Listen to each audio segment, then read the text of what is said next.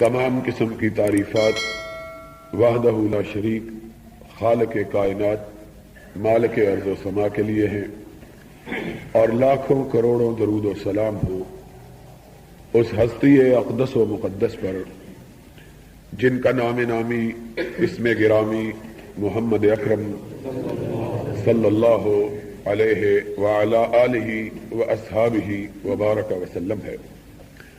وہ ذات مقدسہ مبارکہ مطہرہ کہ رب العزت نے جنہیں رحمت کائنات اور امام ہدایت بنا کر اس دنیا میں مبعوث کیا، اور جنہوں نے مختلف قسم کے مذاہب اور آراء رکھنے والے لوگوں کو ایک مکمل اللہ کی طرف سے عطا کیے گئے دین پر متحد ہونے کی دعوت دی۔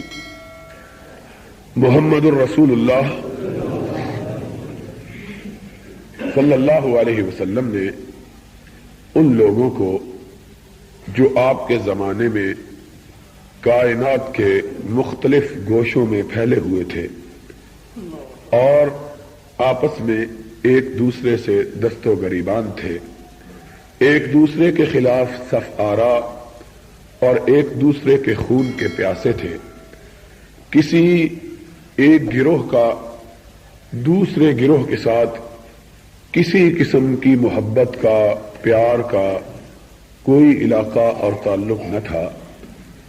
لوگ نہ صرف یہ کہ مختلف علاقوں میں بسنے والے ایک دوسرے سے دور تھے، بلکہ ایک ہی بستی کے باسی، ایک ہی شہر کے رہنے والے، ایک ہی قبیلے سے تعلق رکھنے والے، ایک ہی خاندان کے لوگ آپس میں ایک دوسرے سے اس طرح الگ الگ تھے گویا ان کے درمیان اونچی دیواریں کھڑی کر دی گئی ہیں جن کو پھاندنا کسی کے بس میں نہیں رہا ہے۔ ایسے عالم میں حضرت محمد الرسول اللہ صلی اللہ علیہ وسلم اس کائنات میں جلوہ گر ہوئے، اور آپ نے اللہ کے پیغام کو لوگوں کے سامنے پیش کیا۔ آپ نے اس بات کو محسوس کیا کہ لوگوں کی دشمنیاں، لوگوں کے اختلافات، لوگوں کے جھگڑے اور لوگوں کے تنازعات اس قدر بڑھ چکے ہیں کہ ان کا بظاہر ختم ہونا ممکن نظر نہیں آتا ہے۔ اس لیے محمد الرسول اللہ صلی اللہ علیہ وسلم نے بجائے اس بات کے کہ ان کے چھوٹے چھوٹے اختلافات کو رفع کروائیں، ان کے معمولی تنازعات میں اپنا وقت ضائع فرمائیں، ان کے جھگڑوں کو سنیں اور ان کے درمیان فیصل بن کر اپنے احکامات صادر کریں، ان سب مختلف سوچ رکھنے والے لوگوں کو ایک عقیدے پر جمع ہونے کی دعوت دی، اور اس عقیدے پر جمع ہو کر آپ نے انہیں عقیدے کی بنیاد پر اتحاد اور اتفاق کا درس دیا۔ یہ بات بہت زیادہ سمجھنے کی ہے کہ کبھی بھی آج کے زمانے میں مسلمان کہلانے والے اپنی بگڑی ہوئی حالت کو اس وقت تک نہیں سنوار سکتے جب تک کہ وہ اپنے بگاڑ کو سلجھانے کے لیے وہی طریقہ اور وہی راستہ اختیار نہ کرے جو طریقہ اور راستہ محمد الرسول اللہ صلی اللہ علیہ وسلم نے اختیار کیا۔ لقد کان لکم فی رسول اللہ اسوۃ حسنہ، خود ساختہ طریقے، خود ساختہ انداز، خود ساختہ اسلوب اور خود ساختہ قوانین کبھی بھی مختلف دھڑوں کے درمیان اتحاد اور اتفاق قائم نہیں کر سکتے۔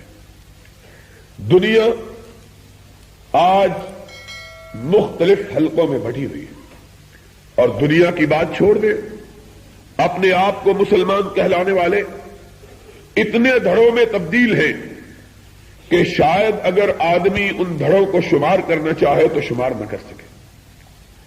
ان دھڑوں کو ختم کرنے کے لیے ہر آدمی اٹھتا ہے اور اپنی طرف سے کوئی لایا عمل، اپنی طرف سے کوئی قانون، اپنی طرف سے کوئی اصول، اپنی طرف سے کوئی ضابطہ لوگوں کے سامنے پیش کرتا ہے.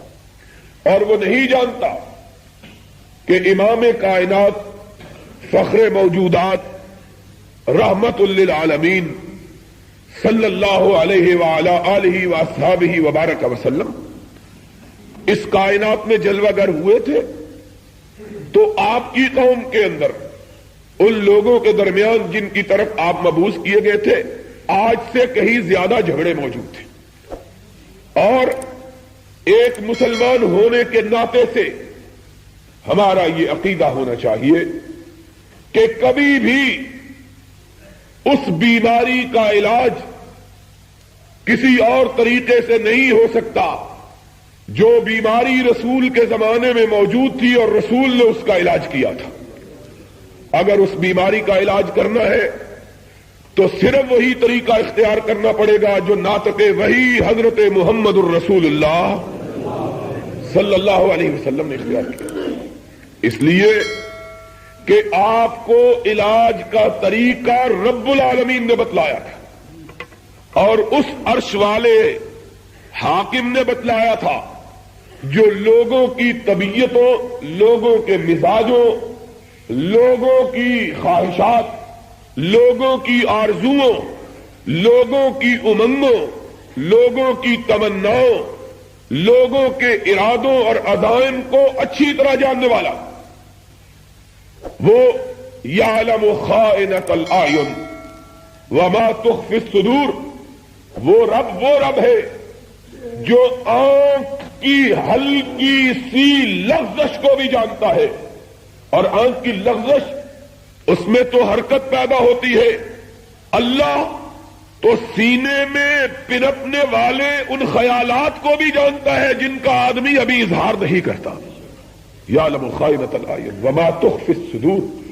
جو جذبات دل کے اندر پیدا ہوتے ہیں اور انسان ابھی ان کو اپنے لبوں پر نہیں لاتا، اپنی حرکات و سکنات سے ان کا اظہار نہیں کرتا، رب تو ان ارادوں کو، ان جذبات کو بھی جانتا ہے جو دل کے اندر جنم لیتے ہیں. اس عرش والے نے جو طریقہ دنیا والوں کی اصلاح کا بتلایا، یاد رکھو اس طریقے کے علاوہ دنیا کی اصلاح کے لیے کوئی دوسرا طریقہ کارگر نہیں ہو سکتا. اسی لیے اگر ہم نے اپنے مسائل کی اصلاح کرنی ہے، اپنے بگڑے ہوئے حالات کو سدھارنا ہے، اپنی الجھی ہوئی تقدیر کو درست کرنا ہے، تو ہمیں وہی طریقہ اختیار کرنا پڑے گا جو ان بیماریوں کے علاج کے لیے محمد الرسول اللہ صلی اللہ علیہ وسلم نے اختیار کی. اور حدیث میں آیا ہے لن یصلح آخر هذه الامہ الا بما صلح بها اولها. لوگوں یاد رکھو اس امت کے آخری زمانے کی اصلاح بھی اسی نسخے کے ساتھ ہوگی جس نسخے کے ساتھ اس امت کے پہلے طبقے کی اصلاح ہوئی تھی. جس طریقے پر بگڑی ہوئی قوم کو، بدوؤں کو، جاہلوں کو، ڈاکوؤں کو، شرابیوں کو، بدکاروں کو، جواریوں کو، گنوار اجڑ وحشیوں کو محمد الرسول اللہ صلی اللہ علیہ وسلم نے درست کیا.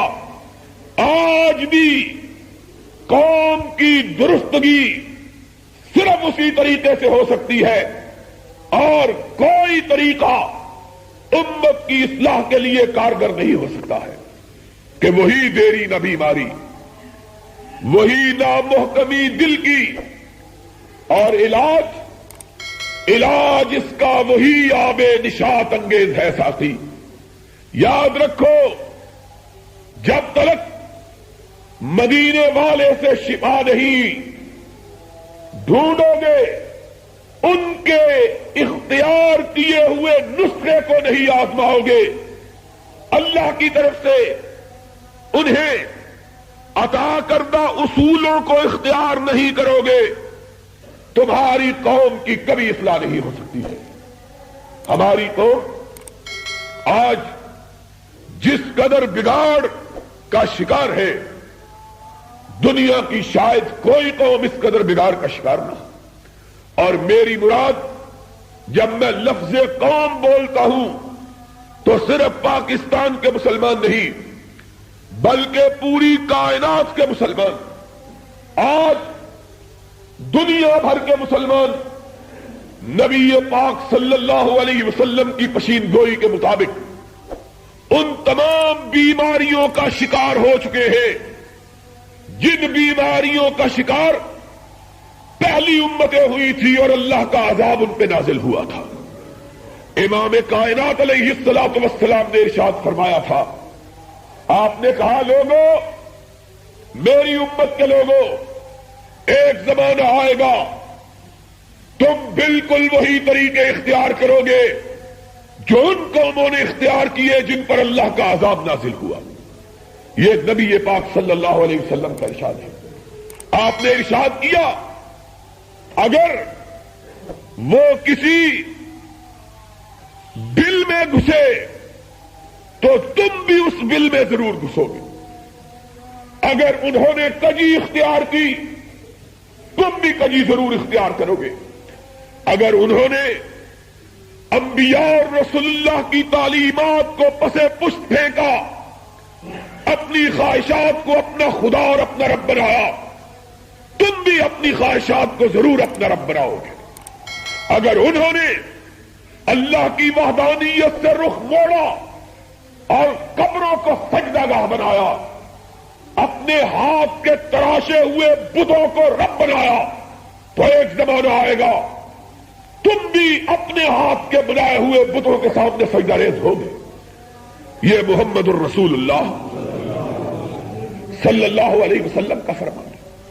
آج ہم نبی کی پشین گوئی کا مصداق بن کر واضح طور پر ان تمام قباحتوں، ان تمام بیماریوں کا شکار ہو چکے ہیں جن بیماریوں کی نشاندہی حضرت محمد کریم صلی اللہ علیہ وسلم نے وحی کی تائید سے، اپنے رب کے خبر دینے سے دنیا والوں کو خبر دی تھی۔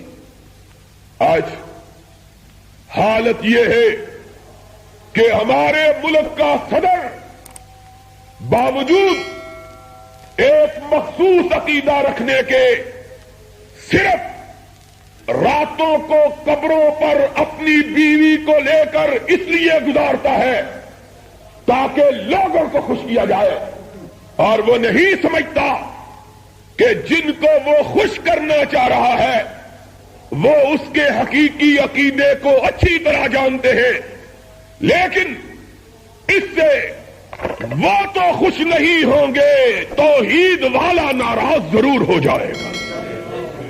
آج وہ بے غیرت مولوی جو یہ کہتے تھے ہم اسلام کے لیے ان کا ہاتھ مضبوط کرتے ہیں، میں ان بے غیرتوں سے پوچھتا ہوں کہ آج تمہارا جواب کیا ہے، اور بتلاؤ اگر تم یہ کہتے تھے کہ اسلام آئے گا اور یہ اسلام لائے گا تو تم نے کام کے ساتھ بے ایمانی کر کے، بددیانتی کر کے، خیانت کر کے ان لوگوں کے لیے راستہ کیوں چھوڑا ہے جو نہ مولوی ہے، نہ عالم ہے، نہ دیندار ہے، نہ نمازی ہے؟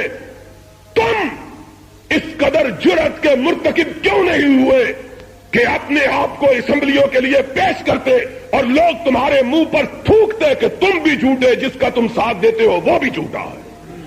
کیوں نہیں تم نے اپنے آپ کو پیش کیا؟ منافقت، ہم نے منافقت کا اظہار نہیں کیا، ہم نے پہلے دن کہا ہم نہیں مانتے، نہیں مانا. جن لوگوں نے کہا مانتے ہیں وہ پیچھے کیوں کھڑے رہے؟ اپنے آپ کو کیوں پیش؟ اس لیے کہ جانتے ہیں لوگ ووٹ نہیں دیں گے, نہ دیتے ووٹ. وہ اپنے آپ کو ثابت تو کرتے کہ ہم حق کے لیے مرنے کو تیار ہیں. کہاں قول و فعل کا یہ تضاد محمد الرسول اللہ کی امت کے لیے سب سے بڑی تباہی کا سبب اور سب سے بڑی بربادی کی وجہ ہے. آدمی وہ بات کرے جس پر اس کا دل یقین رکھتا, اس کا دماغ اعتقاد رکھتا اور اس کے اندر اس کی سچائی کا یقین ہو. لوگوں کو احمد ابن حنبل کے, ابن تیمیہ کے, مالک ابن انس کے درس دیتے ہو اور خود بزدل ہو. تم ان چوروں سے بھی زیادہ بزدل ہو جنہوں نے احمد ابن حنبل کی پشت مبارک کو کوڑوں سے پٹتا ہوا دیکھا اور رک گئے. پوچھا اس مولوی کو کیوں پکڑ لائے ہو؟ یہ جیل تو چوروں کا گھر ہے. انہوں نے کہا تو اس مولوی سے پوچھ لے اس کو کیوں پکڑ کے لائے ہیں. چور رک گیا, احمد ابن حنبل کے سامنے کھڑا ہوا, کہنے لگا کیا تو نے بھی داڑھی رکھ کے چوری کی ہے جو پٹ رہا ہے؟ احمد کی آنکھوں میں آنسو آ گئے. فرمایا میں نے چوری نہیں کی بلکہ میں نے نبی کی نبوت پہ چوری کے لیے ہاتھ ڈالنے والوں کا ہاتھ پکڑا ہے, روکا ہے. میں نے کہا ہے کہ میرے ہوتے ہوئے نبی کے دین پہ ڈاکہ نہیں پڑ سکتا. اس چور نے رک کر احمد ابن حنبل کو دیکھا. اس نے کہا تمہارا نام کیا ہے؟ احمد نے جواب دیا میری ماں نے میرا نام مدینے والے کے نام پہ احمد رکھا ہے اور اسی کے لیے میں مار کھا رہا, اسی کے دین کے لیے پٹ رہا اور آج سے نہیں پٹ رہا, 12 برس ہو گئے ہیں پٹتے ہوئے. اور چور رک گیا, اپنی چھاتی, اپنا منہ موڑا, اپنی پشت احمد ابن حنبل کی طرف کی, اپنا کرتا اٹھایا. احمد ابن حنبل نے دیکھا سارے جسم کی چمڑی ادڑی ہوئی ہے. اپنا کرتا نیچے کیا, نظر اٹھائی, احمد ابن حنبل کو کہنے لگا سنو میں نے یہ مار اپنے لیے کھائی ہے, حکومتیں مار مار کے تھک گئی ہیں, میں اپنی ضد سے باز نہیں آیا. اور اگر تو سچا ہے کہ کائنات کے امام کے لیے مار کھا رہا ہے تو دیکھنا اپنے لیے مار کھانے والا واپس نہیں پلٹا, محمد کے لیے مار کھانے والے تو پیچھے نہ ہٹ جانا. احمد ابن حنبل کہتے ہیں ان کے الفاظ تاریخ کے سینے میں محفوظ ہیں. احمد ابن حنبل کی آنکھوں میں آنسو آ گئے. فرمایا اللہ اس چور کو ہدایت عطا کر اس کو جنت میں داخل فرما. اس نے احمد کے ڈگمگاتے ہوئے قدموں کو ثابت کر دیا ہے. فرمایا پھر جب بھی مار پڑتی, جب بھی دل ڈولتا, جب بھی قدموں میں لرزش آتی, جب بھی پائے سبات میں لرزہ آتا, جب بھی دل میں گھبراہٹ پیدا ہوتی, جب بھی دماغ جھنجھلاتا, مجھے وہ چور سامنے کھڑا اپنی پشت سے کپڑا اٹھائے ہوئے نظر آ جاتا. میں کہتا احمد اپنی ضد کے لیے باز نہ آیا, تو محمد کے لیے کیسے پلٹنا چاہے گا؟ 12 سال 4 برس اور 16 برس مار کھائی, مارنے والے تھک گئے, محمد کے لیے مار کھانے والا نہیں تھکا ہے. 3 بادشاہ مارتے ہوئے مر گئے, 3 بادشاہ, 3 نے مارا, میمون نے مارا, معتصم نے مارا, متوکل نے مارا, اور آخر ایک دن جب بیٹا حکمران ہوا, ماں اس کی تاج پوشی کے دن اس کے پاس گئی, کہنے لگی آج خوش ہو کہ تمہیں بادشاہت مل گئی؟ میں خوش ہوں کہ آج تاج میرے سر پہ ہے. ماں نے کہا بیٹا تاج تیرے سر پہ اس وقت تک نہیں ہے جب تک کہ محمد کا غلام جیل میں پڑا ہوا ہے، تاج اس کے قدموں میں ہے، جا اس سے اپنے باپ دادے کی معافی مانگ، اگر اس نے تجھ کو معاف کیا تو سمجھنا کہ تاج تیرے سر پہ آیا ہے، رہا کیا۔ احمد ابن حنبل کے بارے میں مورخین نے لکھا ہے دبلا جسم، کمر جھکی ہوئی، سینہ زخموں سے چور، سر سیدھا رکھنے کی ہمت نہیں، اس قدر کمزور، مار کھا کھا کے 16 برس جسم چھلنی ہو گیا ہے۔ بادشاہ کا وزیر اجازت لے کر رہائی کا پروانہ لے کر جیل کے دروازے پر پہنچا، امام رہا ہوئے، گزارش کی، کہا امام ایک بادشاہ کی طرف سے عرضداشت ہے۔ امام نے فرمایا کیا ہے؟ کہا بادشاہ چاہتا ہے کہ ایک رات میرے گھر میں گزار لو، میرے باپ دادوں نے ظلم کیا۔ امام نے نگاہ آسمان کی طرف اٹھائی، اللہ بادشاہوں کی دھمکیاں تو پیروں میں لغزش نہیں پیدا کر سکی، کہیں اس کی امید اور آرزو اور گزارش لغزش نہ پیدا کر دے۔ یہ دو بھاری تلوار کہیں اور مولویوں، صرف مسافے پر اپنا دین بیچنے والوں، صرف ملاقاتوں پر اپنا ایمان فروخت کرنے والوں، دو آنے کی چائے کی پیالی پر اپنے عقیدے کو رخصت کرنے والوں، سنو، حوالے احمد ابن حنبل کے دینے چھوڑ دو، نام رسول اللہ کا لینا چھوڑ دو، پھر جو تمہارے جی میں آئے کرو، کم از کم اس رسول برحق سے بے وفائی تو نہ کرو جس نے ساری کائنات کو ٹکرا دیا تھا، اپنے رب کی بات پہ آنچ نہیں آنے دی تھی۔ کیا حوالے بیان کرتے ہو، ممبروں پہ چڑھتے ہیں، حوالے احمد ابن حنبل کے، حوالے ابن تیمیہ کے، حوالے مالک ابن انس کے، حوالے شاہ شہید کے، حوالے مجدد الفسانی کے۔ تم حوالوں کے لیے بادشاہوں کے ان پجاریوں اور حواریوں کو تلاش کرو جن کا ایمان یہ ہوتا تھا کہ بادشاہوں کے اشارہ ابرو پر مسئلے تلاش کرے، خدا کے دین کو بدلے، قرآن کو بدلے، محمد کے فرمان کو بدلے، تاکہ بادشاہ کی بات اونچی رہے۔ تم ان کی بات کو تلاش کرو، ان کے حوالے دیا کرو۔ احمد ابن حنبل وہ احمد ابن حنبل تھا جب اس کے پاس بادشاہ کا ہرکارہ آیا، آسمان کی طرف نگاہ اٹھائی، اللہ یہ ایک نیا جان لے کے آیا ہے، پاؤں میں لغزش نہ آ جائے، تو ثابت قدم رکھنا۔ نظر اٹھائی، وزیر منتظر کھڑا ہے، امام کیا جواب ہے؟ امام کے لبوں پر جنبش ہوئی، فرمایا جس گھر میں مدتوں تک رب کی نافرمانی ہوتی رہی، احمد اس گھر میں کیسے داخل ہو سکتا ہے؟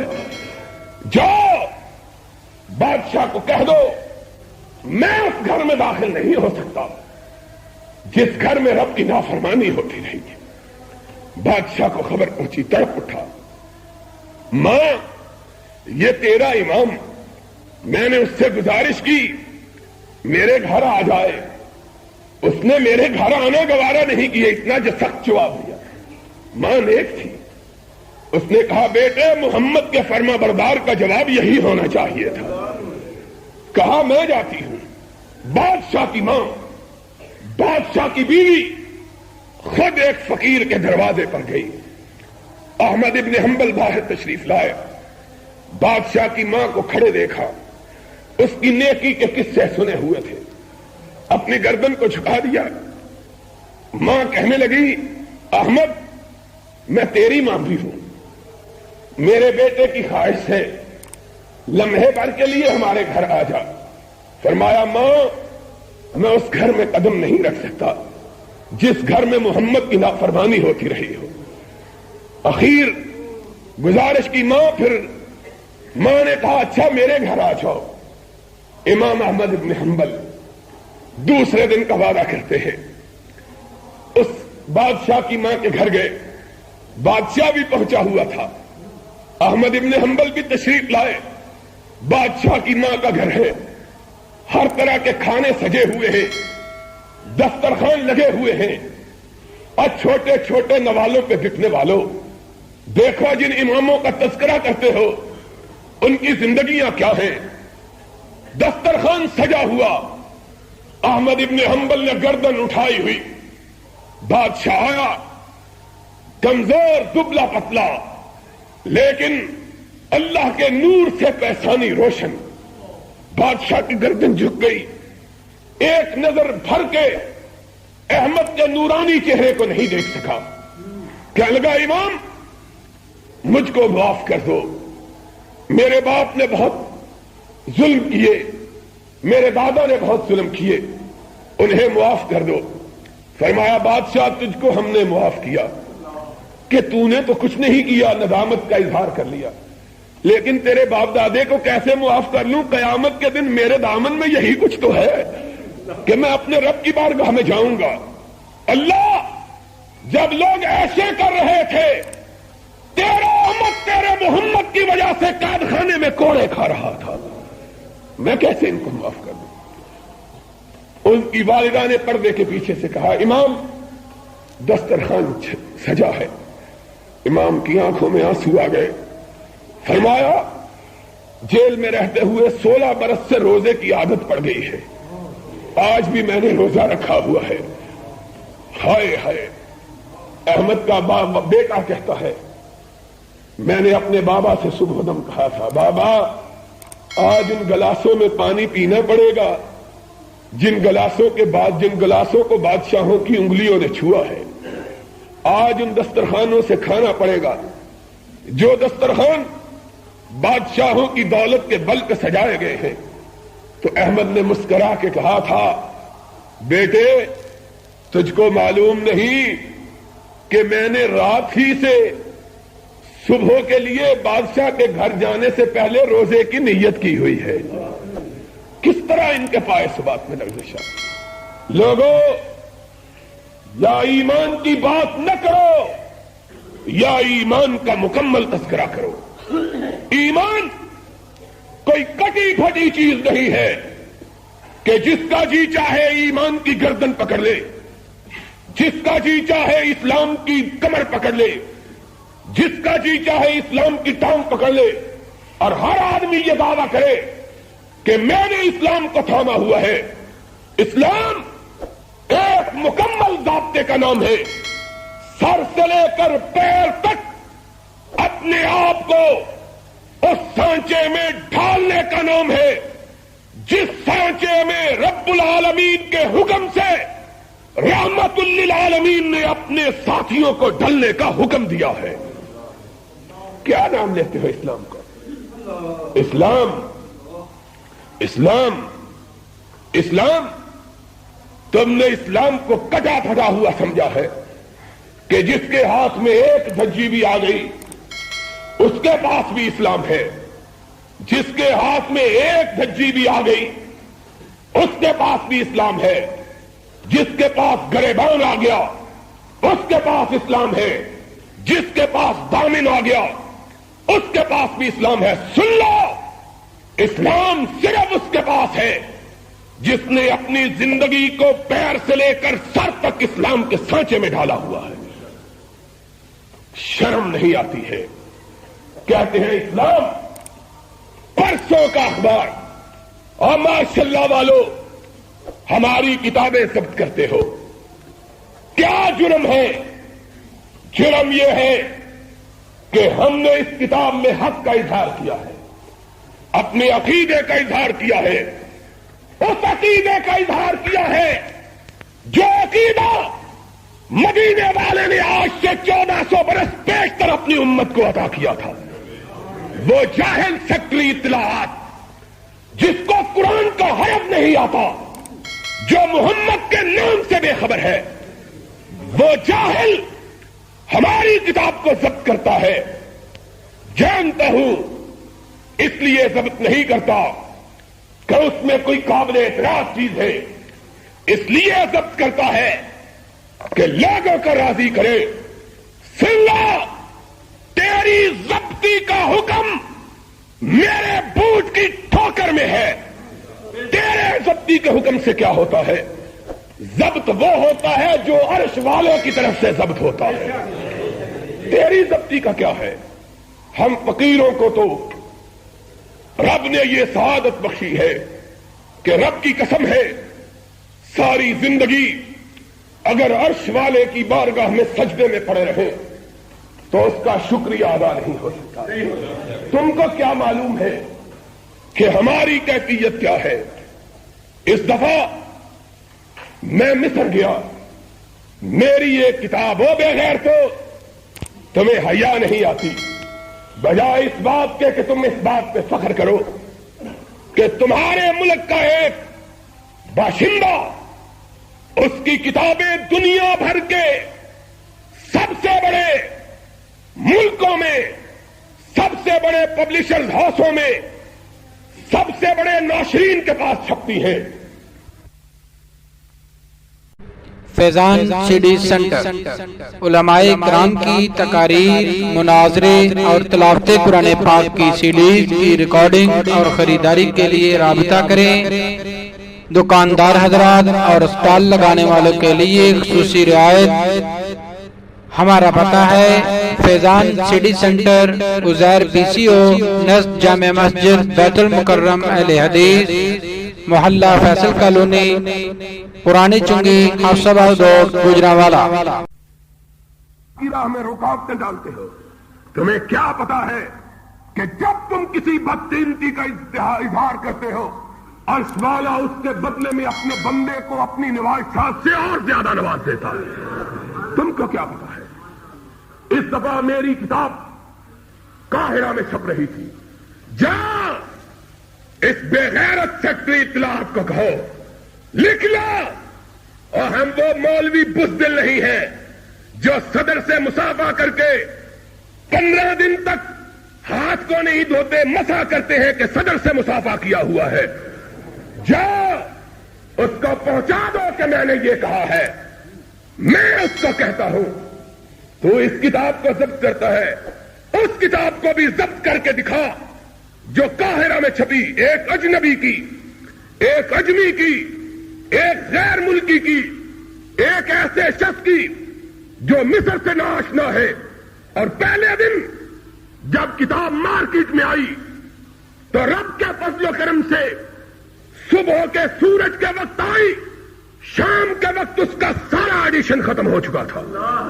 اور میں منبر رسول پہ کھڑا ہوں، خداوند عالم کی قسم کھا کے کہتا ہوں آج تک میں مصر میں گزرتا ہوا چلا گیا، کبھی زیادہ وقت گزارنے کا موقع نہیں ملا۔ اس دفعہ بھی میں آپ سے وعدہ کر کے گیا تھا کہ صرف 2 جمعے رہوں گا، انشاءاللہ تیسرا جمعہ پڑھاؤں گا، کیونکہ کتاب پہلے بھیجی ہوئی تھی، خیال تھا چھپ چکی ہوگی، لیکن وہاں جا کے معلوم ہوا کہ کتاب کے مسودے کے کچھ صفحے گم ہو چکے تھے، اس لیے لوگ میرا انتظار کر رہے تھے کہ وہ صفحات ملے تو ہم کتاب کو چھاپیں۔ اس بنا پر تاخیر ہوگی، لوگوں کو پتا چلا، اور میں اپنے رب کا کیسے شکر ادا کروں کہ سیالکوٹ کی ایک چھوٹی سی بستی میں پیدا ہونے والا اور لاہور کی ایک تنگ گلیوں کے اندر واقع مسجد میں رب کے رسول کا عالم بلند کرنے والا، میں کیسے شکر ادا کروں؟ کعبے کے رب کی قسم ہے، لوگوں کو جب پتا چلا کہ میں قاہرہ کے اندر ہوں، 1,40,00,000 کی آبادی ہے اس شہر کی، ایسا معلوم ہوتا تھا کہ قاہرہ کا ایک باشندہ بھی ایسا نہیں جو احسان الہی ظہیر کو نہیں جانتا۔ پورے قاہرہ سے، ہر مسجد سے جمعے کی تقریر کی، خطاب کی دعوتیں آنے لگیں، اور 2 تقریریں ہوئی۔ پورے قاہرہ کے اندر کوئی مسجد ایسی نہ تھی جس میں صرف اس رب کی توفیق سے میری تقریر کی کیسٹیں نہ سنائی جا رہی ہوں۔ اور جب تیسری تقریر ایک مسجد کے اندر رکھی گئی، 4-5 کنال کے اندر مسجد تھی، اس سے 4-5 گنا بڑی۔ مسجد میں تل بھرنے کو جگہ نہیں تھی، ٹریفک بند ہو گئی، فٹ پاتھ پہ لوگ سخت سردی کے موسم میں عشاء کے بعد وہاں 12 درجے 10 درجے رات کو 6 درجے اس قدر سخت موسم تھا سرد۔ میں نے زندگی میں کبھی کپڑوں کے نیچے دراز نہیں پہنا ہے، لیکن اتنی سخت سردی تھی کہ مجھے وہاں سے اون کا بنا ہوا دراز خریدنا پڑا۔ اس ٹھٹرتی ہوئی سرد رات میں 4.5 گھنٹے تک عشاء کے بعد اللہ کے فضل سے میری تقریر ہوئی۔ لوگ ننگی سڑک پہ ننگے آسمان کے نیچے بیٹھے ہوئے تھے، اور رب ذوالجلال کی قسم ہے ممبر پہ کھڑا ہو کے کہتا ہوں 4.5 گھنٹے کے بعد جب تقریر ختم ہوئی تو لوگ کہتے تھے ہاتھ باندھ کے، اور مسجد کے خطیب کہہ رہے تھے خدا کا واسطہ ہے جمعہ پڑھا کے جاؤ، جمعہ پڑھائے بغیر نہ جاؤ، یہاں جمعہ پڑھا کے جاؤ، ہم چاہتے ہیں کہ تمہارے پیچھے ایک جمعہ ادا کریں اور تمہاری ایک اور تقریر سنیں۔ تم کتنی پابندیاں لگاؤ گے؟ یاد رکھو ہم نے پہلے دن سے یہ سبق پڑھا ہوا ہے، ساری کائنات ناراض ہوتی ہے تو ہو جائے، عرش والا ناراض نہ ہو، اور جس سے عرش والا ناراض نہ ہو دنیا کی ناراضگی اسے کوئی نقصان پہنچا سکتی نہیں۔ کیا نقصان پہنچا؟ بے غیرتی کی انتہا ہے۔ جن لوگوں نے ہم پہ کفر کے فتوے دیے، جن لوگوں نے یہ کہا کہ ان کا مسجد میں داخلہ حرام ہے، جنہوں نے کتابوں میں یہ لکھا جس مسجد میں اہل حدیث نماز پڑھتا ہے وہ مسجد ناپاک ہو جاتی ہے، جن لوگوں نے یہ کہا کہ اہل حدیث دیوبندی سے مصافحہ کرنے سے نکاح ٹوٹ جاتا ہے، جن لوگوں نے یہ کہا کہ امام حرم کے پیچھے جس نے نماز ادا کی ہے اس کا نکاح ٹوٹ گیا ہے، ان لوگوں پر کوئی پابندی نہیں، ان کی کوئی کتاب ضبط نہیں۔ ہماری کتاب ضبط کرتے ہو، تم ضبط کر کے دیکھ لو، ہم چھاپ کے دکھائیں گے، دنیا کی کوئی طاقت ہم کو حق بات کہنے سے روک نہیں سکتی ہے انشاءاللہ۔ تمہاری کیا حیثیت ہے؟ ہم وہابی لوگ کبھی کبھی پشین گوئی کرتے ہیں، اور پشین گوئیوں کو ہم نے کاروبار نہیں بنایا ہوا۔ لوگ پشین گوئیوں سے کاروبار کرتے ہیں، ہم نے کاروبار نہیں کیا پشین گوئی سے، لیکن ہم نے یہ منبر گواہ ہے، تم بھی گواہ ہو، پشین گوئی کی تھی کہ ایک وقت آئے گا بھٹو ہم کو جیلوں میں بھیجتے ہو۔ پشین گوئی سن لو، اور ہماری کتابیں ضبط کرنے والوں، آسمان کے کناروں پر تمہاری ضبطی کی تحریر ہم نے لکھی ہوئی دیکھی ہے انشاءاللہ۔ اب تمہاری ضبطی کا، تمہاری کتاب کا نہیں، تمہاری اپنی ضبطی کا وقت آ گیا ہے، اور جب تم ضبط ہوگے دنیا کی کوئی طاقت تمہیں واگزار کرنے والی نہیں ملے گی۔ یاد رکھنا بات کو، دنیا کی کوئی طاقت تمہیں واگزار کرنے والی نہیں ملے گی۔ اسلام کون سا اسلام؟ سن لو، جو جی چاہے ہم سے کر لو، ہم قبروں کا اسلام نہیں مانتے، ہم خانقاہوں کا اسلام نہیں مانتے، ہم شرک والا اسلام نہیں مانتے، ہم کرسیوں کی عبادت والا اسلام نہیں مانتے۔ ہم تمہارا دم کٹا، کان کٹا، ناک کٹا، آنکھ کٹا، دل کٹا، سینہ کٹا، جگر کٹا، اسلام نہیں مانتے، وہ کوئی اور بے غیرت ہوگا جو مانے گا۔ پرسوں کے اخبار میں چھپا ہے، ضبط کرنا تھا تو اس کو ضبط کرتے، ضبط کرنا تھا تو اس کو ضبط کرتے۔ پرسوں کے اخبار میں تمہارے منہ پہ تھپڑ چھپا ہے، جنگ اخبار میں چھپا ہے، اسلام کا نام لینے والوں، جنگ اخبار نے چھاپا ہے کہ پاکستان کی اسلامی مملکت میں چکلوں کو، کنجر خانوں کو ختم نہیں کیا جا سکتا۔ چھپا ہے کہ نہیں چھپا؟ جنگ اخبار میں نوٹ کر لو تاریخ، ان ملاؤں کے چہروں پر سیاہی ملو اس اخبار کی جو کہتے ہیں یہاں اسلام آ رہا ہے، ان کو ملا ان کے منہ پر سیاہی. اس اخبار نے خبر چھاپی کہ پاکستان سے بازار حسن، اور جانتے ہو بازار حسن کس کو کہتے ہیں؟ بدکاری کے اڈے، ہیرا منڈیاں. اس اخبار نے خبر چھاپی کہ ان کو پاکستان سے ختم کیا جا سکتا. ہائے، یہ اسلام ہے اور منافقت کی انتہا ہے. کہتے ہیں ہم نے حدود آرڈیننس نافذ کیا ہے. اور چینیا والی مسجد کے نمازیوں سن لو، اور سی آئی ڈی والوں لکھ لو، ہم پہنچے ہوئے ہیں باہر. خبر چھپتی ہے ان پہ مقدمہ درج ہو گیا ہے. اور میں مصر میں ایک دن اخبار پر آ کر لکھا ہوا ہے سان لائی ظہیر پہ مقدمہ. ایک دوست ملا پاکستانی، اس نے کہا تم تو یہاں ہو اور مقدمہ پاکستان میں. میں نے کہا کہ ہاں، میں کھٹکتا ہوں دل یزداں میں کانٹے کی طرح. میں کھٹکتا ہوں دل یزداں میں کانٹے کی طرح. اور ملا تو فقط اللہ اللہ اللہ، تو جا جمعرات کی روٹیاں کھا. اور تم نے وہ جمعرات کی روٹیاں کھاتے تھے، تم نے جمعے کی دوپہر کی روٹیاں کھانی شروع کر دی ہیں. فرق کیا ہے تم میں؟ کہا تم ہم بیاباں میں ہیں اور گھر میں باہر آئی ہے. ہم نے کہا اسی کا تو نام ہے مردانگی، اسی کو کہتے ہیں. ہم باہر گئے ہوئے ہیں، رات کو سوتے سوتے گڑبڑا کے اٹھ بیٹھتے ہیں، سان لائی ظہیر آ گیا ہے. جاؤ، ضبط کرنا تھا تو اس اخبار کو کرتے. آج یاد رکھنا، کہتے ہیں حدود آرڈیننس. 4 حدیں ہیں اسلام کی. یاد رکھنا مسئلہ، اسلام کی کتنی حدیں ہیں؟ 4. ایک حد چوری کی، ایک حد الزام تراشی کی، ایک حد شراب کی. یہ 3 حدیں ہیں. ایک شراب نوشی کی، اس کی سزا 40 کوڑے یا 80 کوڑے اختلاف کے ساتھ، یا 40 کوڑے یا 80 کوڑے. دوسری حد ہے مومنوں پر الزام تراشی کی، اس کی سزا ہے 80 کوڑے. تیسری حد ہے چوری کی، اس کی سزا ہے ہاتھ کاٹنا. یہ 3 حدیں.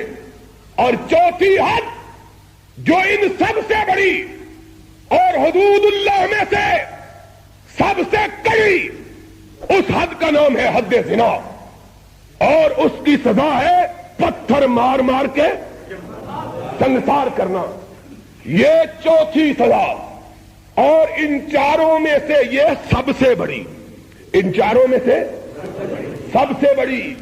حدود اللہ کی ترتیب یہ ہے: حد زنا سب سے اول، حد سرقہ چوری دوسرے نمبر پر، حد قذف تیسرے نمبر پر، اور حد شرب خمر چوتھے نمبر پر.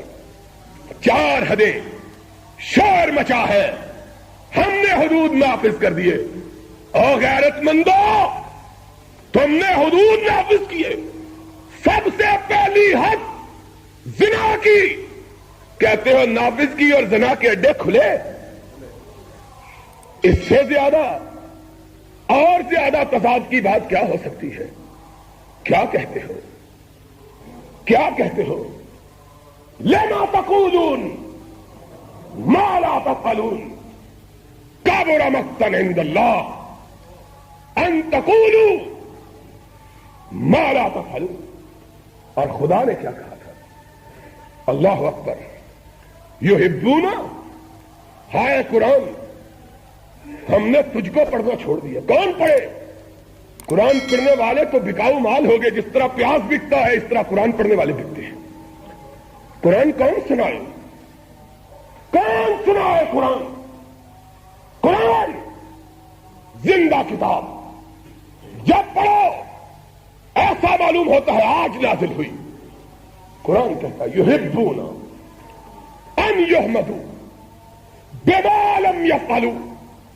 اے میرے نبی، منافق وہ ہیں جو یہ پسند کرتے ہیں. لفظی ترجمہ شاہ عبد القادر کا.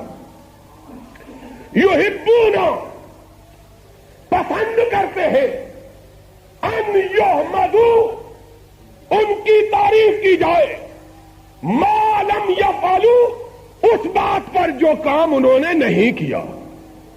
ہائے قرآن، یحبون ان یحمدوا بما لم، چاہتے ہیں لوگ ان کے لیے تالیاں بجائیں اس کام پہ جو انہوں نے کیا. ہائے اللہ، ہم تو کمزور ہیں، پھر ہم ان کو کیا کہیں؟ کہا تم کچھ نہ کہو، میں عرش والا کہتا ہوں. عرش والے تو کیا کہتا ہے بتلا تو دے، دل تو ٹھنڈا ہو جائے. کہا نبی سنا دے، فلا تحسبنہم بمفازۃ من العذاب ولہم عذاب علیم. میرے نبی کہہ دو 4 دن مان کر لو، جہنم کے دروازے تمہارے لیے کھول کے رکھے ہوئے ہیں. فلا تحسبنہم بمفازۃ من العذاب ولہم عذاب علیم. لوگوں سن لو، آج بگڑی ہوئی قوم کی تقدیر کے سنوارنے کا طریقہ ایک ہے، اور وہ کیا ہے؟ اور مزے کی بات بھی بتلا دوں، ہماری جو کتاب ضبط ہوئی ہے اس کے پاکستان میں 8 ایڈیشن چھپ چکے ہیں. اور 8 ایڈیشن کتنے چھپے ہیں؟ 2 لاکھ کے قریب کتاب چھپ چکی ہے. اور اب اس کتاب کا ایک خریدار بھی پاکستان میں زندہ. تم اس کو ضبط کر لو تو پھر قاہرہ سے کون ضبط کرے گا؟ سعودی عرب سے کون کرے گا؟ کویت میں کون کرے گا؟ کتاب بھی عربی کی. تم نلائکوں کے پڑھنے کے لیے تو پہلے ہی ہم نے نہیں لکھی تھی، تمہیں کیا تکلیف ہوگی؟ ان کی عقل مندی دیکھ لو. منہ پہ کالک بھی ملی ہے تو اس چیز کی جس کا کوئی حاصل نہیں. فلا تحسبنہم بمفازۃ من العذاب. اور انشاءاللہ دنیا میں بھی عذاب ہوگا، آخرت میں بھی ہوگا. ان بطش ربک لشدید. ان مولویوں نے گھنگنیاں ڈالی ہوئی ہیں، کوئی نہیں بولے گا. حق پرست، حق پسند، حق گو. فلا تحسبنہم بمفازۃ. اور مولوی حیرت کی بات یہ ہے، بعض ایسے سادہ دل ہیں، بعض تو ضمیر فروش، بعض سادہ لوگ بھی ہیں. وہ کپڑا انگلستان کا اور ماپتے ہیں مدینے کے گز سے. کپڑا انگلستان کا اور ماپتے ہیں، یا کپڑا بھی مدینے کا لاؤ. کل تک ہم کو کہتے تھے انتخاب شیطانی چرخا، پڑا اخبار میں، انتخاب شیطانی چرخا. جو انتخاب میں حصہ لے گا وہ اب سارے شیطان بنے ہوئے ہیں. ہائے ہائے ایمان، خدا کی قسم ہے، سن لو، یہ قرآن 1400 برس میں نہ بدلا ہے، نہ بدلے گا. نہ بدلا ہے، قیامت تک نہیں بدلے گا. لا یأتیہ الباطل من بین یدیہ ولا من خلفہ. جس دن سے اترا، جس دن تک دنیا ہے، یہ قرآن ہی رہے گا. تبدیل ہو سکتا؟ اور یہ حکمران صبح اور ہوتے ہیں، شام اور. ان کا کیا ہے؟ ان کی کیا بات ہے؟ شب موم کر لیا، سحر آہن بنا دیا. ان کا انداز. ان کے ساتھ ہم نے اپنا تعلق اس قرآن کے ساتھ رکھا، اور جس میں یہ قرآن اترا اس کے ساتھ رکھا. نہ قرآن بدلا، نہ محمد کا فرمان بدلا. تم نے اس سے رشتہ توڑ کے اوروں سے رشتہ جوڑا، وہ بدلتے رہے. تم بھی قبلہ تبدیل کرتے رہو، ہر روز قبلہ تبدیل کرو کہ ہر قوم راست کر دے دینے و قبلہ گاہ ہے. ماں قبلہ راست کر دے برسمت کچکلا ہے. تم نے تو کچکلا کو اپنا قبلہ گاہ بنایا ہوا، بدلتے رہو. انتظار کی گھڑیاں گنتے رہو، حضرت آئیں گے، ہم آنکھیں بچھائیں گے. تم بناؤ، ہمیں تو کوئی تکلیف نہیں. انتخاب ہو رہے ہیں تب بھی کوئی نہیں ہو رہے ہیں تب بھی کوئی نہیں. لیکن بھولے بادشاہ کہتے ہیں شیطانی چرخا. اور اب شیطانی چرخے کے اندر چرخے کا پورا تکلا بنے ہوئے ہیں. خدا تیرے یہ سادہ بندے، خدا بندہ تیرے یہ سادہ دل بندے کدھر جائے کہ درویشی بھی عیاری ہے، سلطانی بھی عیاری، لیکن لوگوں گواہ رہنا، جن تلک میری آواز پہنچے وہ قیامت کے دن گواہی دینا. اللہ کے فضل و کرم سے جب تک ہوش و حواس قائم ہے، زبان میں قوت گویائی موجود ہے، ہاتھ میں لکھنے کی سخت موجود ہے، قبلہ بیت اللہ ہی کو رکھیں گے، آقا مدینے والے ہی کو رکھیں گے. انشاءاللہ اس میں تبدیلی آنے پائے گی. 100 بار کر چکا ہے تو امتحان ہمارا. وآخر دعوانا الحمدللہ رب.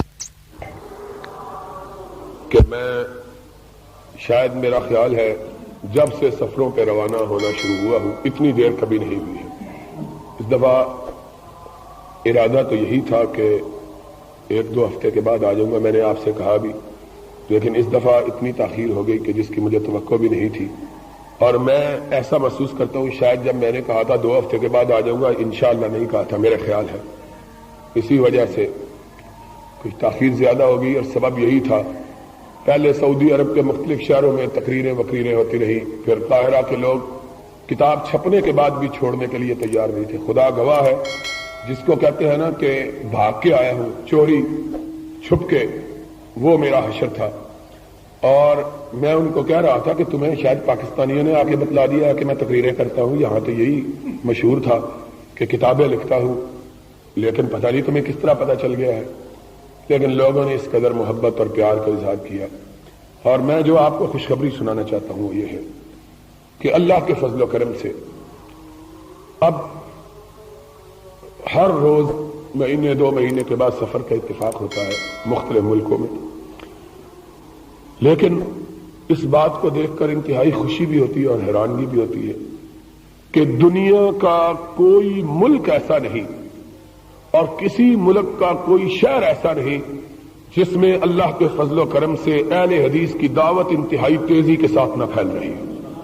کوئی علاقہ، کوئی ملک. اور میں سوچتا ہوں کہ اس مسلک کی حقانیت کی اس سے بڑی کیا علامت ہے کہ ہم جیسے نااہل اور کئی کمزور ایمان کے عملوں میں کوتاہیاں، بے شمار گناہوں سے لٹے ہوئے واعظ مبلغ، ان کی حالت یہ ہے، لیکن مسلک کی اس قدر قوت ہے کہ باوجود اس کے حاملین کی لغزشوں کے یہ اپنی قوت سے اللہ کے فضل سے پھیل رہا ہے. یعنی اس دفعہ عالم یہ تھا کہ قاہرہ میں آج سے پہلی دفعہ جب میں گیا ہوں، میرا خیال ہے کہ یہ 73-74 کا موقع تھا، کوئی 11 سال پہلے. شیخ محمد اشرف صاحب میرے ساتھ تھے. قاہرہ بہت بڑا شہر ہے، شاید دنیا کا سب سے بڑا. اس ایک شہر کی آبادی 1,40,00,000 کے قریب ہے. کل ملک کی آبادی 4.5 کروڑ اور 1/3 کل آبادی کا صرف ایک شہر میں رہتا ہے. اس دفعہ ہم نے جمعے کے دن نماز پڑھنے کے لیے مسجد تلاش کی. شیخ صاحب اللہ ان کی مغفرت کرے، ان کو بھی بڑا ذوق ہوتا تھا کہ کوئی اہل حدیثوں کی مسجد ملے. تو مجھے کہنے لگے اب یہاں آئے ہیں، ہم لندن سے واپس آ رہے تھے، انگلینڈ گئے تھے وہاں تبلیغی دورے پر یورپ کے ملکوں میں. تو وہاں سے واپسی پر شیخ صاحب کہنے لگے کہ کوئی ایسا ہو 2-3 دن کے لیے ہم یہاں آئے ہیں کہ کوئی اہل حدیثوں کی مسجد ملے. وہاں اہل حدیثوں کی مسجد تلاش کی. ایک بہت بڑا علاقہ ہے وہاں عابدین کا، وہاں ایک مسجد تھی. میرے خیال میں یہ جتنی ہمارا اندرونی حصہ ہے اس سے بھی چھوٹی مسجد تھی. یہ کیفیت تھی آج سے صرف 11 برس پہلے. اس دفعہ اس کے بعد بھی کئی دفعہ جانے کا اتفاق ہوا، لیکن اس طرح بھاگتے ہوئے کبھی 1 دن کے لیے، کبھی مصر سے، کبھی امریکہ سے واپس آتے ہوئے، برطانیہ سے، کبھی گھانا سے، افریقہ سے. جلدی پچھلے دفعہ گیا 3-4 دن رہا لیکن کوئی ایسا موقع نہ ملا. اس دفعہ چونکہ لمبا عرصہ تھا کتاب چھپ رہی تھی تو اس سلسلے میں پھر وہ دوست مل گئے جنہوں نے کویت میں میری کچھ تقریریں سنی تھی یا حج کے زمانے میں سنی تھی، وہ مل گئے. پھر وہاں کے جو اہل حدیثوں کے سربراہ ہیں ڈاکٹر جمیل غازی صاحب، وہ مل گئے, انہوں نے جب دعوت دی, تقریر کی, میں حیران رہ گیا کہ اللہ کے فضل سے اس قدر تیزی کے ساتھ 10-11 برسوں میں مسلک پھیلا ہے کہ اس وقت صرف قاہرہ شہر میں 150 سے زیادہ اہل حدیث کی مسجدیں تھیں اللہ کی توفیق سے. کبھی ایک مسجد ہوتی تھی, اور جس مسجد میں میں نے 3 تقریریں کی یکے بعد دیگرے, وہ مسجد اس سے 4 گنا بڑی, اور وہاں اہل حدیث حضرات نے اتنا خوبصورت سینٹر بنایا ہوا تھا کہ 11 منزلہ عمارت تھی, مسجد کے اوپر 11 منزلہ, سارا مرکز, سیکرٹیریٹ, مہمان خانہ, پھر ایک خیراتی ہسپتال انتہائی جدید ترین, یعنی اتنا جدید کہ شاید جو حکومت کے ہسپتال ہے وہ بھی اس کا مقابلہ نہیں کرتا, اور اس قدر ذوق و شوق. اور میں نے بتلایا کہ آخری دن یہ حالت تھی کہ 6-7 ہزار سے زیادہ آدمی اور لوگ حد نگاہ تک, اور پھر ہر محلے سے, ہر علاقے سے لوگ آئے ہوئے کہ خدا کے لیے ہمیں ایک دن دے دے. میں نے کہا جتنے دن تم مانگ رہے ہو اس کا مطلب یہ ہے کہ میں اپنے بال بچے کو بالکل رخصتی دے کے آؤں, تبھی ہو سکتا ہے. پھر کہنے لگے جی آپ وعدہ کریں. میں نے کہا تم نے مجھے چینیاں والی مسجد سے نکلوانا ہے, وعدہ کروں اگر 150 مسجد ہے, اگر 50 مسجدوں میں بھی وعدہ کروں ہر روز اگر تقریر ہو تب بھی 2 مہینے چاہیے. تو میں نے کہا پھر چینیاں والی مسجد والے نیا مولوی تلاش کر لیں گے. تو یعنی اتنا لوگوں کے اندر ذوق شوق. پھر ہم وہاں سے اسکندریہ گئے, وہاں بھی اسی طرح ماشاءاللہ. پھر مختنطا گئے, اور جتنے شہروں میں گئے اس قدر اللہ کے فضل سے مسلک کی طرف. اور جو مجھے انتہائی حیرت ہوئی وہ یہ تھی کہ آج سے 11 سال پہلے وہاں مصر کے اندر کوئی داڑھی والا آدمی نظر نہیں آتا تھا. صدر ناصر یہودیوں کا ایجنٹ تھا, اس نے اس قدر غلیظ اسلام کے خلاف اور داڑھی کے خلاف پروپیگنڈا کیا ہوا تھا کہ پورا قاہرہ جو 1.5 کروڑ آبادی کا شہر, آپ گزر جائیں آپ کو ایک داڑھی والا بندہ نظر نہیں آئے گا. اور لباس, وہاں کا لباس سارے عرب ملکوں کا, اللہ کا شکر ہے کہ ہمارے ہاں آج بھی باوجود مغربی تہذیب اور الحاد اور بے دینی کے عام ہونے کے اپنی روایات پر بڑی پابندی ہے. آج بھی سلوار قمیص اور جو شریف گھرانے ہیں وہ کھلے کپڑے باپر.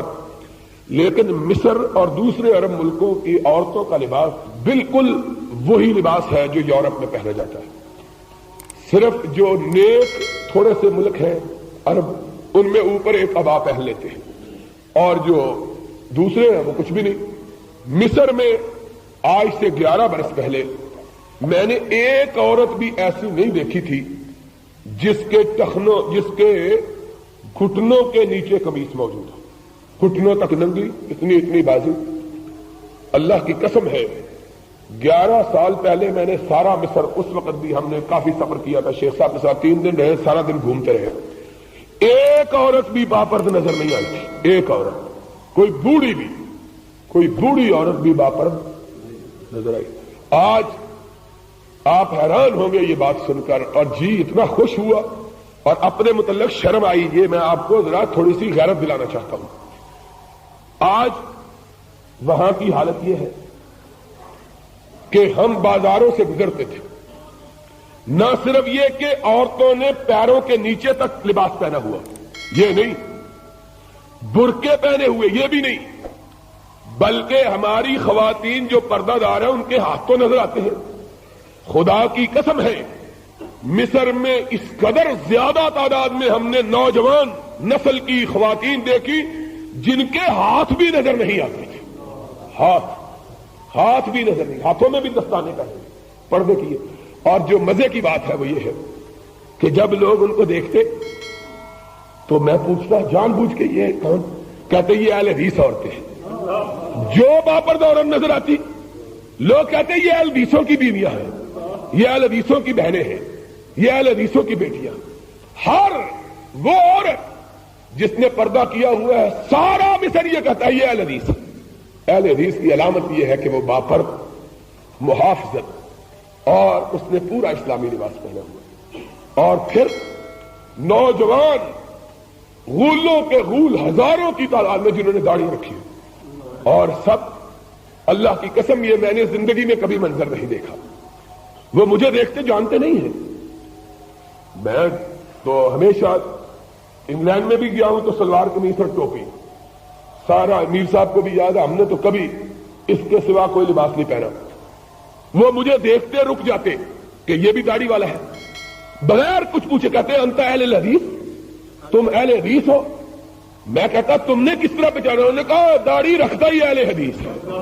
یعنی اس قدر ماشاءاللہ کثرت کے ساتھ، یعنی یہ اہل حدیثوں کا شعار بن گیا۔ اور پھر میں قسم کھا کے کہتا ہوں بے شمار ٹیکسی ڈرائیور ملے جن کے پاس میں ٹھہرا ہوا تھا، انہوں نے اپنی گاڑیاں دی تھی، لیکن وہاں بعض دفعہ جی چاہتا ہے آدمی کہ بیچاروں کو کیا تکلیف دینی ہے، ہمارا وقت وہ ساتھ لگے ہوئے تھے، الگ ہونا۔ میں ممبر پہ کھڑا ہوں، یہ میں نے ساری زندگی میں کبھی نہیں دیکھا۔